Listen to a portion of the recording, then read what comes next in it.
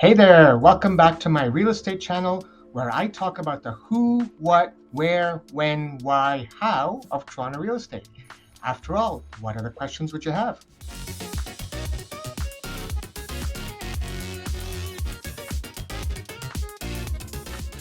So the question for today's video is, what is happening in the Toronto real estate market?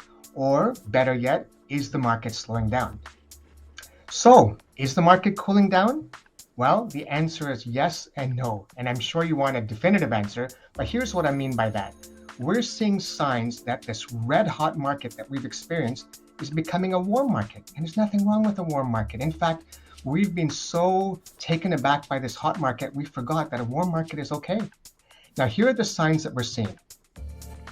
Sign number one is that we're seeing less showings on properties. Sign number two, we're seeing less offers on properties. Sign number three, we are seeing some properties not selling on the offer date, and then the seller is relisting the property at a higher price. This higher price is the price they were hoping to get, but they didn't get on the offer date. So these are the three signs that we've been seeing. For those of you who are analytical like me, I plotted a graph for you. So have a look at this graph here. So I've plotted from January 2021 to March 2022, blue line, active listings, orange line, new listings, gray line, sales, and yellow line, months of inventory. Now, months of inventory is very interesting, but also very important. Let me define for you months of inventory.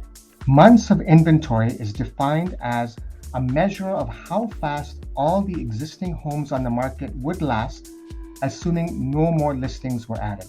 So the formula is months of inventory is the number of active listings divided by the number of sales. So let's take an example. Let's say there were 100 active listings last month and 90 sold. That means the months of inventory would be 1.11. So let's get back to the graph here. So if you look at these lines here, the blue, orange, gray, and yellow, notice from January 2022 and up to March 2022, you'll see all four lines going in the same direction, the same trajectory. So we've got active listings increasing, new listings increasing, sales increasing, but more importantly, months of inventory increasing. Now, if you look back to the whole graph, I don't think we see at any point where all four lines are going up. So that's the sign, as far as I can see it, that when we see active listings, new listings, sales, and months of inventory all increasing, that means the market's cooling off a little bit. So what does this all mean? It means everything's okay. We have nothing to worry about. Real estate market is warm, not hot anymore, but there's nothing wrong with that. In fact, it might be good for the real estate market because there's an expression, the bigger they are, the harder they fall. Now, of course, that doesn't apply here, but the faster we go up, the harder and faster we're going to come down. So we don't want that to happen. We don't want to see the real estate market crash. So all is good. Now, some people are asking, what's causing this? So let me try to answer that question for you. I've got 5 causes or 5 reasons. Reason number 1, rising interest rates. Now, we've seen a 0.25% hike in the interest rates, and potentially we might see 3 more quarter-point hikes between now and the end of the year. A quarter point won't really hurt too many people, but it has pushed some people on the fence. Reason number 2 is rising inflation, which has affected some people in the pocketbook, but for some other people, they're just kind of sitting back and just seeing what's going to happen to the market because of inflation. Reason number 3 is exploding house prices. We've seen house prices go up 55% in the last 2 years. Now let's look at it this way. 2021, house prices went up by about 20%.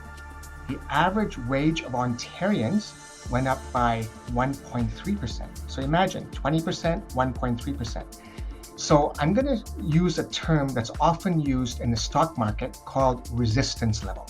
Now, the definition of resistance level is, resistance is defined as an upper price level for a security or commodity that is repeatedly reached but not exceeded due to resistance from the market. So I think we've reached a resistance level in the real estate market. Think about it, 20% increase in prices last year, 1.3% increase in wages. Now take that back to 2020, 2019, 2018, and I think you see where I'm going. So we've reached a resistance level with some buyers, not all buyers, but some buyers. Reason number 4 is that we have borrowed a lot of activity from the future. So what I mean by that is that, of course, we've been in a recession in the last couple of years, but it's a recession like we've never seen before. So we've benefited from this recession by way of lower interest rates, but we haven't felt the costs of this recession by way of a broad loss of jobs.